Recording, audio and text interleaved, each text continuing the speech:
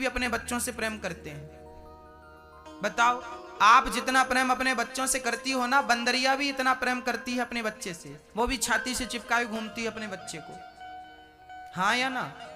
अरे भाई, बच्चों से प्रेम करना तो पशु पक्षी भी जानते हैं, बच्चों का पेट भरना तो पशु पक्षी भी जानते हैं। चिड़िया तो दाना लेके आती है और अपने बच्चे की चोंच में मुंह खोल के डालती है।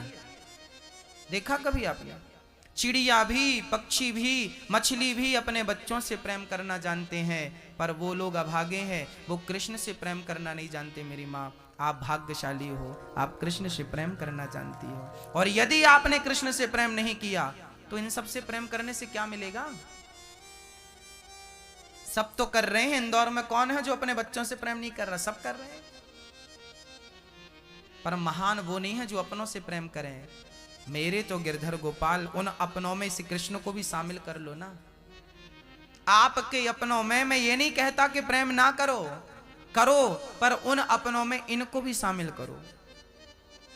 ये तुम्हारे हैं, मेरी बात आपको अभी समझ में नहीं आएगी, पर एक दौर पे मेरी बात आपको सच लगेगी कि इस संसार में ना तो बेटी, ना तो बेटा, ना तो पत्नी, ना तो पति, आखिरी वक्त में मुसीबत के टाइम पे केवल कन्हैया एक ही याद आता है भक्तों। हाँ, और कोई नहीं आएगा।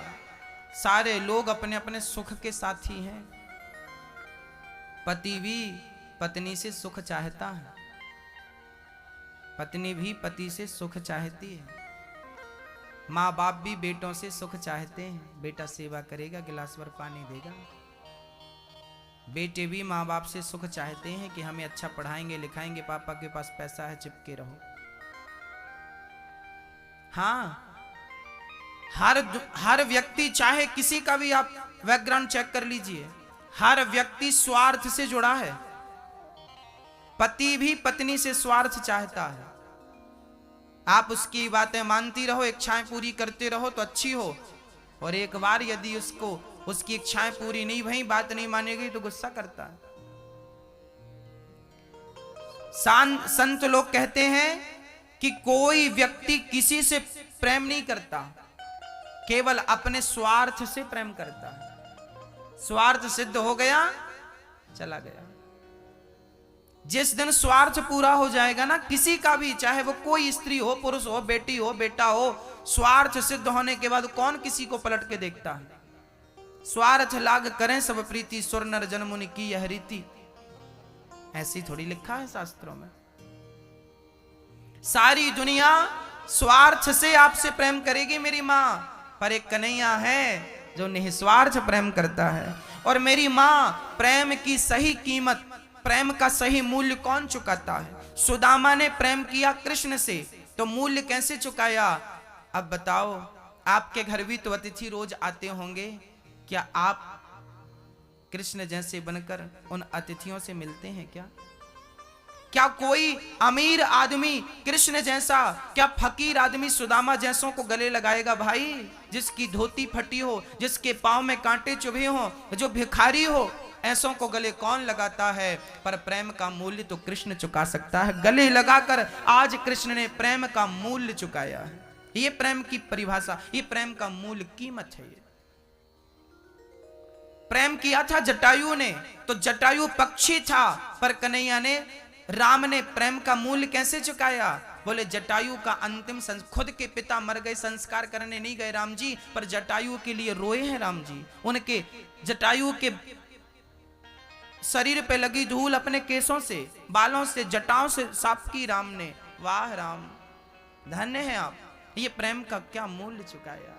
जटायु ने प्रेम किया तो देखिए मूल्य कैसे चुकाया। अरे मीराबाई ने प्रेम किया, यदि हम आपसे प्रेम करेंगे ना तो आप हमें अपने घर पे जगह दोगे, पर भगवान से प्रेम किया मीराबाई ने तो अपने हृदय में जगह दी है मीराबाई को गोविंद ने। द्वारिकाधीश, आज कहीं मीरा की समाधि नहीं बनी मेरी माँ।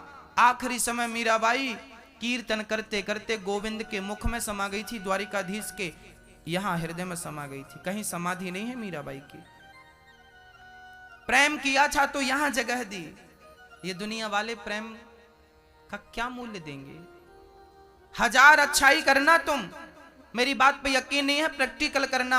आप 1000 अच्छाई करना और एक गलती हो जाए ना तो दुनिया के लोग 1000 अच्छाई भूल जाएंगे आपकी और एक गलती को याद रखेंगे। पर मेरा कन्हैया 1000 गलतियां करना, कुछ एक अच्छा हो जाएगा ना तो कन्हैया तुम्हें गले लगाएगा कि तुमने एक तो अच्छा किया है।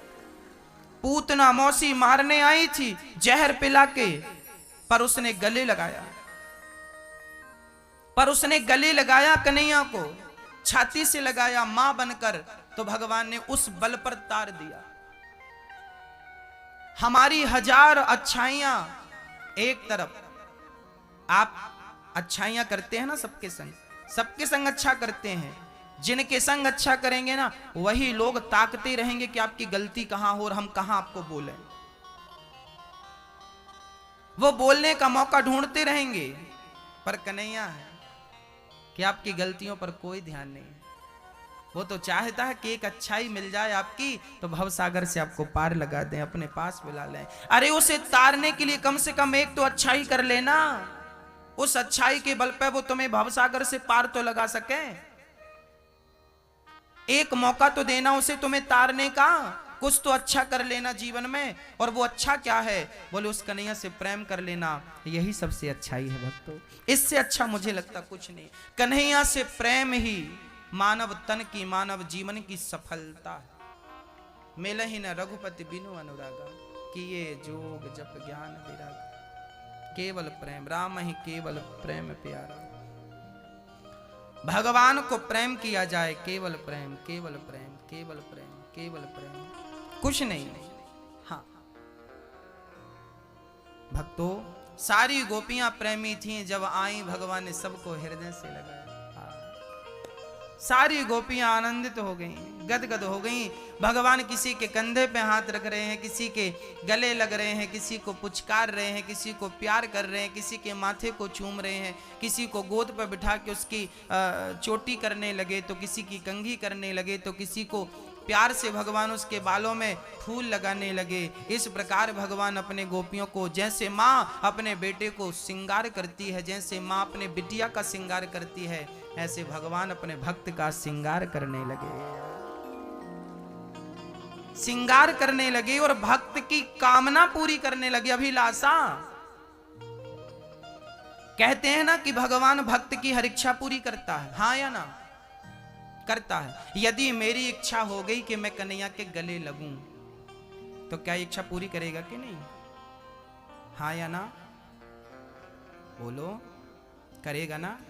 तो गोपियों की इच्छा थी, वो चाहती थी कि कभी हम इनके गले लगेंगे क्या, तो आज लगा के गले उनकी इच्छाएं पूरी कर रहा है। अब आपको लग रहा होगा कि कन्हैया पुरुष है और ये स्त्रियों के संग ना गले लग रहे हैं, देखने वाले को तो गलत लगेगा,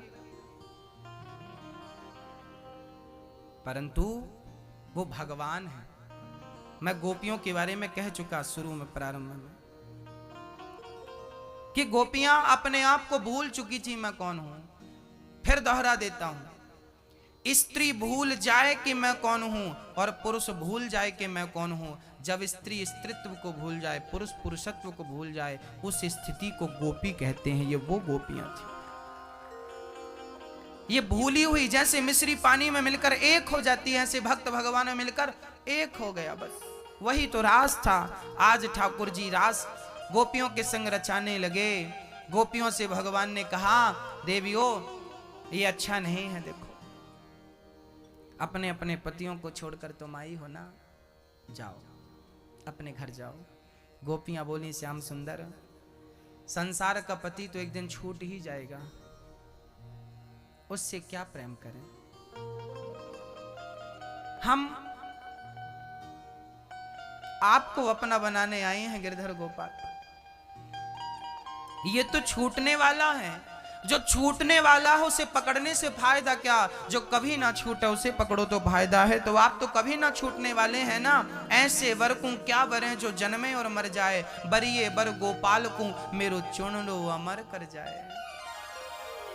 मुझे ऐसा पति नहीं बनाना जो आज है कल ना रहे, मुझे तो ऐसा पति बनाना है जो आज भी है और कल भी रहे। ऐसा पति तो केवल एक आप ही है ना। तुम हो एक अगोचर सबके प्राणपति, तुम ही तो हो ना कन्हैया। गोपियों के इस भाव को देखिए।